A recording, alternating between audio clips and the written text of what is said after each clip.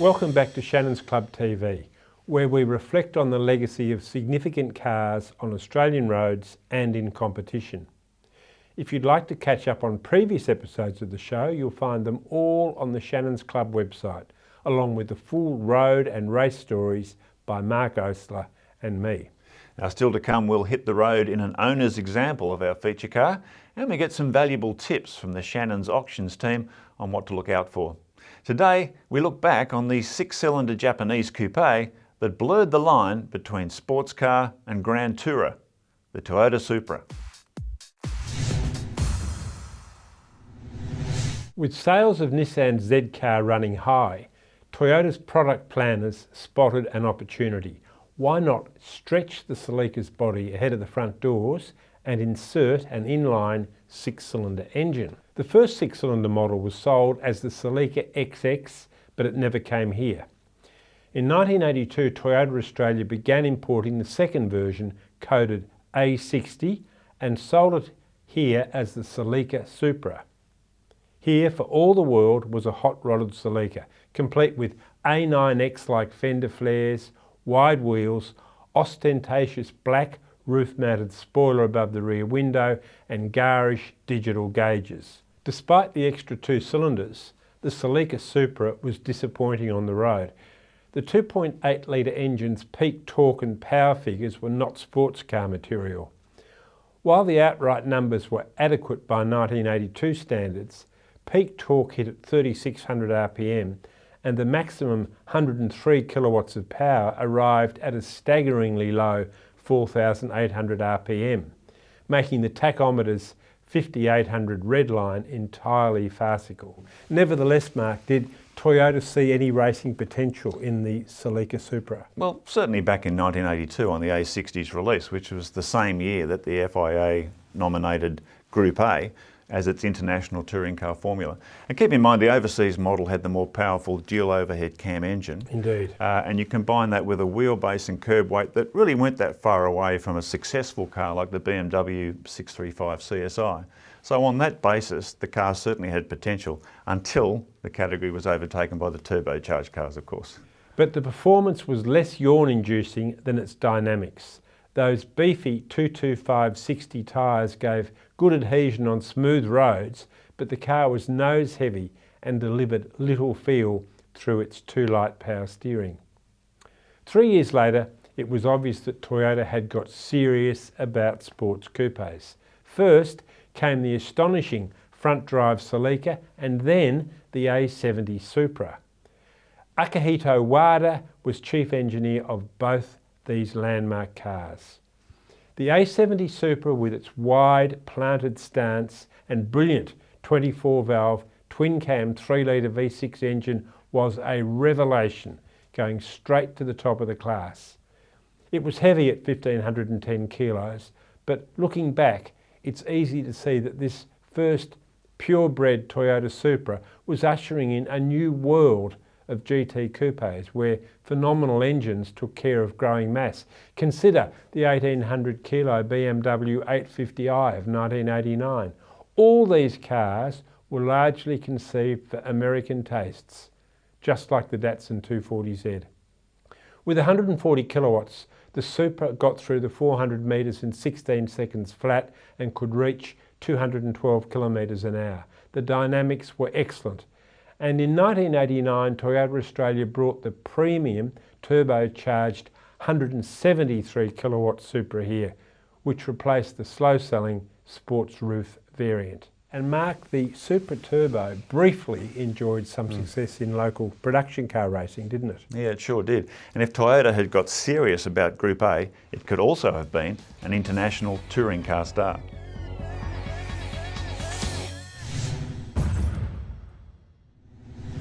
The Toyota Supra could well have been a front runner in Group A touring car racing in the 1980s, had Toyota backed it with the same unwavering commitment to winning shown by Jaguar, Ford, BMW and Nissan. The first Group A racer was based on the second generation Celica Supra A60 series released in 1982. On paper, the Toyota Coupe was a potential outright contender.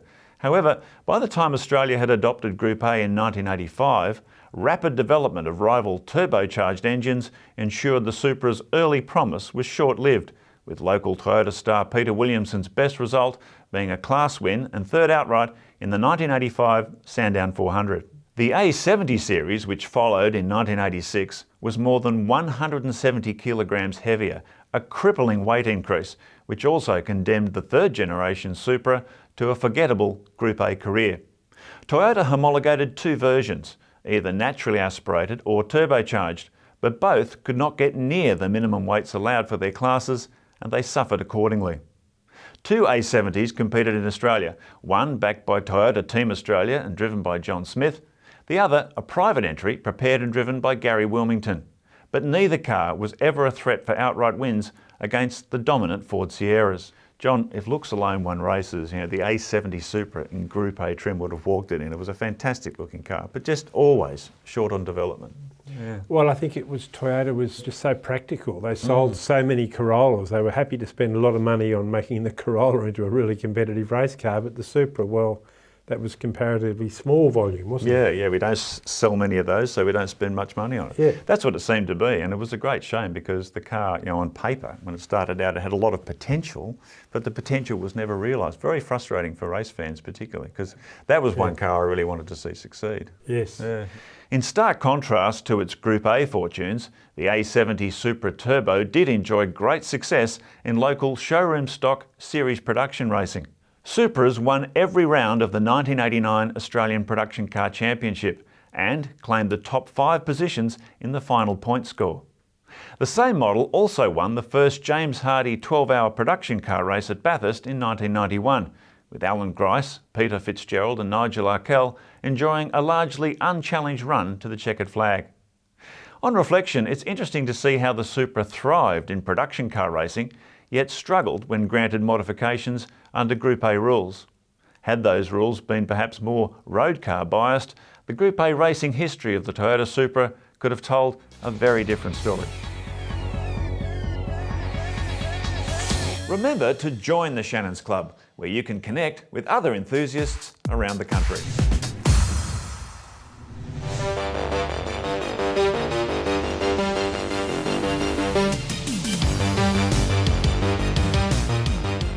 Yeah, my name is Rocky. I'm the owner of Toyota Supra 1983 model.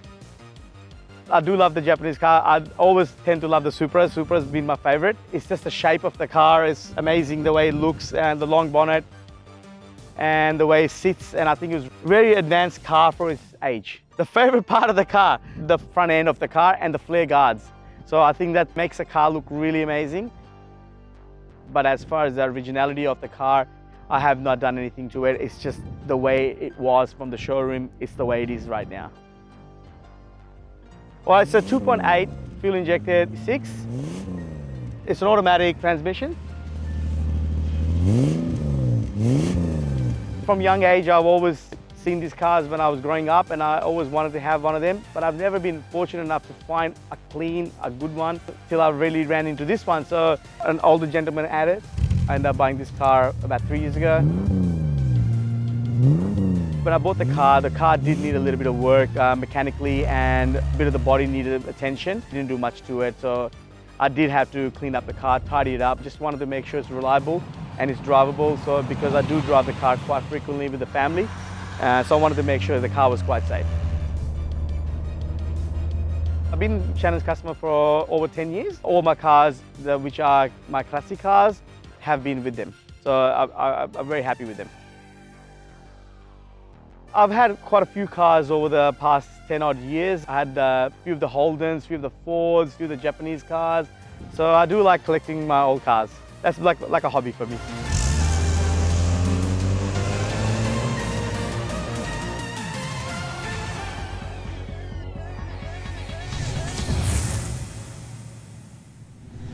Shannon's National Auctions Manager Chris Borabon's here with a market update on the Toyota Supra. Welcome, mate. Hi, Mark. How are you, John? Christoph, there were 4 Supra models. We only got 2 of them in Australia, Yes, and they were very different cars from each other, the A60 and the that's right. A70. So what's happening out there is... I think for a number of years we didn't see much happen at all with that market. You know, there were With either of them? Well, either of them. And I think, you know, the emerging scene, emerging classic, the JDM scene, that's really taken off in recent years. And I think now we're seeing the A60, you know, the original wedge shape A60 and the A70 coming into their own. Do you think with the A60 it's that sort of hot rod flavour that helps it along? Flared guards. Well, it is, isn't it? I mean, it really was different to a Celica. It really had, you know, the flare guards, the wheels were different. And digital instruments. It was quite a garish thing, really, wasn't it? It was, and you know, I remember growing up as a kid and watching the Supra, and to me it was a fabulous looking car. It was one of the first cars I went into with digital dashes. And I can understand what's sort of making a comeback today. And yet the A70 is so different. It's hard to believe. It's a completely different car, isn't it? It is. Probably the interesting thing is, I think, you know, it was probably a more refined car, the A70. And I think we saw people own them for a number of years. It's a car that you regularly saw that did 300,000 plus Ks. They did, yeah. Reliable car in its day. And so if we put the A60 and the A70 together, the A70 had the larger 3-litre engine. Yeah, twin cam. Naturally aspirated and turbocharged. Yep. So if we put them together, what's the pecking order for those 2 cars, the 2 locally available ones? Definitely a 3-litre turbo manual. Okay, the A70. That's right, A70 would be the top pick. And there was a sports roof version too. That's right. Naturally aspirated, the A70.